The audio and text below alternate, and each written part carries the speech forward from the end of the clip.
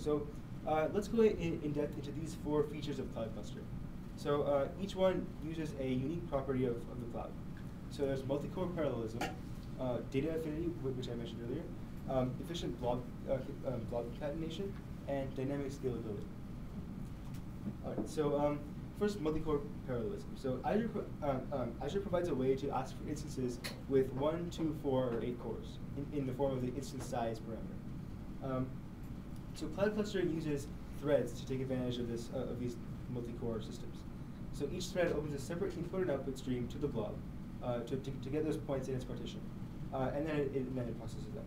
So distributing the I/O across these threads helps take advantage of our network bandwidth, because if you only have one I/O channel open, it's slower than the overall network bandwidth. Whereas if you open up pipeline requests, multiple requests simultaneously, then we can max it out. Another way to do the same thing, to take advantage of all these cores, is to use plink on the right. So plink is a .NET language feature that handles parallelism automatically on the element level rather than the thread level. So in this case, it parallelizes operations based on I-enumerable data. So in this case, the stream of data is those point partition, and so it will automatically process each of those points in parallel and distribute the work across across threads. So here you can see that, so I built both approaches, plink and threads.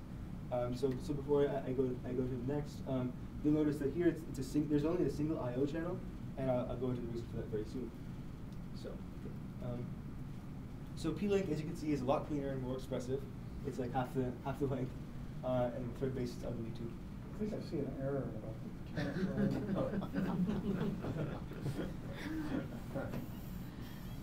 So which is slower, reading I/O or the CPU? Well, in this case, things are I/O bound. So because the actual blob the blob read speed is about 20 megs a second, whereas CPU bound is, of course, can process much faster than that. So unless we have hard to compute distance functions, that would change things. But in this case, we're just using 2D points, so it's I/O bound. So, but the problem with plink is that it's hard to do parallel I/O. We can't just open up one I/O channel per point, since plink operates on the point level. We can't open up like 10,000 I/O channels. So we're forced to basically open up one blob stream in the beginning, process all the points using plink, and then write everything out at the end. So it creates this bottleneck that I showed in this slide, where we have one I/O channel here and there. So that's a problem with plink's pipeline execution.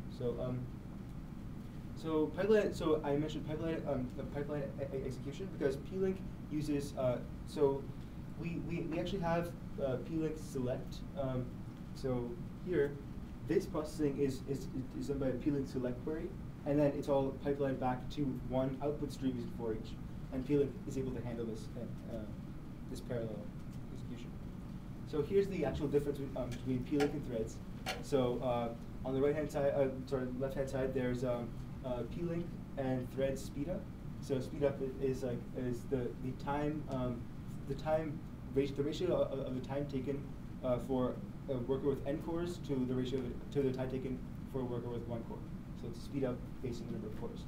And so here, plink has a much lower speed up than threads, but they're still both sublinear because we're I/O bound fundamentally.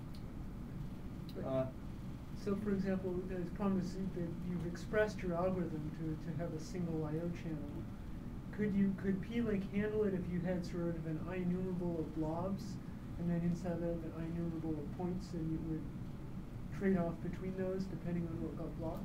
Yeah, we actually could have something similar, or for example, even a better solution and more obvious would be to have to sort of do stop and go processing, or a producer consumer model where we have multiple more I/O channels running than the number of threads, because 8 isn't the maximum, right? We can have as many as we want, and then just have all those produce this data, and then plink can consume it. This is all future works. 7 weeks, not much time. But and then here's the actual cost for varying instance size as a ratio of normalized to the cost for 1 core. So as you can see here, the small and the medium cost is about the same for threads. For plink, it's a bit worse for medium, but cost increases pretty fast as we get large and extra large. The reason is that it's a sublinear speed up, and it's sort of a unique property of the cloud that cost scales linearly exactly with the resource usage. Whereas if you have like just your own clusters of machines, that is, then cost doesn't really scale linearly, and so sublinear speed ups are good enough. So it's because it's still faster. But here we could just be using instead of having one extra large instance, it costs the same to have 8 small instances. So sublinear speed up is not good enough. So the question, this is normalized for the amount of results. So to do a given amount of work, it costs you 3.5 times Yes. more with XL. Right. So this is a constant results, and I didn't mention, but these are all with 4 instances running in parallel. Those are the constants. And so here's what I was just talking about: is the sublinear speed up isn't good enough because so here we have scale up, right? So larger instance size. This is scale out. So we have more instance counts. So we have 1, 2, 4, 8, and 16 instances. And as you can see, the speed up is linear. Speed up is the red line, time taken is the blue line. So we could just be trading off scaling up the cost for scaling out. Okay, so the next feature, first of all, any questions? Sorry, I think Yeah. I missed a really important point. What you're telling me here is that rather than use large instances, I'm better off in terms of cost to use more small instances. Right, and the actual reason for that is that things are I/O bound, and the I/O doesn't scale quite as well with the instance size compared to the CPU, CPU speed. So it's best for I/O if your application is I/O bound to get more instances. And in this application, the central processing after every iteration is negligible compared to what we do in every worker.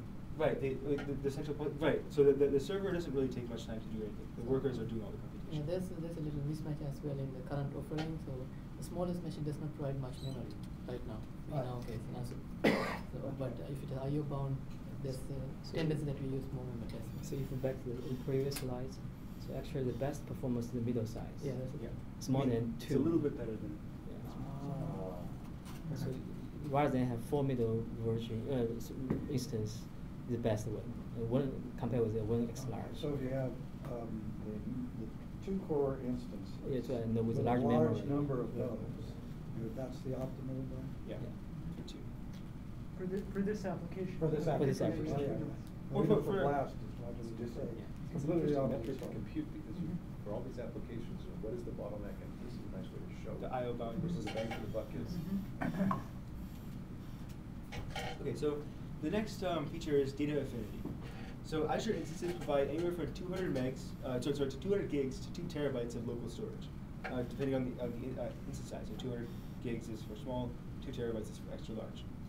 And so instead of having each worker re-download that point partition every time from the central blob, we could have it cache the data to the local disk, which is much faster because reading from the local blob, from the central blob is 20 megs a second approximately, whereas reading from the local disk is about 50 megabytes per second. So here's a typical way of building an Azure application, and here's how we need to modify it to accommodate this data affinity or caching. So in the standard architecture, there's one central task queue, and then a pool of workers process that task queue indiscriminately. So one worker picks up whatever item is next on the task on the queue, and then this is scalable and fault tolerant automatically because scalability, we just add more workers to the worker pool, and the tasks finish faster. Fault tolerance, we have. I mean, if a worker takes a task and then dies and stalls with it, then Azure will automatically return that message to the queue and let other workers have a chance at processing. But in order for caching to work, we need data affinity on the right-hand side, because workers need to get the same point partition every time. Otherwise, we'll cache something, the next time the worker will get some other partition, and the cache will be useless. So data affinity is done by having each worker have its own queue. And that makes it possible for the server to maintain a list of workers and then give the appropriate worker the same point partition every time. So it can take advantage of that cache. So here's the cache layer as well. Any questions, first? So performance runs for data affinity show a great speed up. So here's the running time for one iteration, and lower is better. So the higher line is a time for no data affinity, and here it's one iteration for workers, by the way, and medium-sized instances. So whereas the lower line is with affinity. So for small, we have a better than 2x speed up. For extra large, there's a difference. So here, the difference between these two curves is actually, it's basically, so first of all, I mentioned that workers do blob IO in two directions: input reading and output writing, both to the points below. So data affinity essentially accelerates the input direction, but the output direction it's still writing, and you can't cache writes really. So I mean, so we're only speeding up the input direction, and so this difference is basically the cost of that blob input. So the difference narrows with this increasing instance size.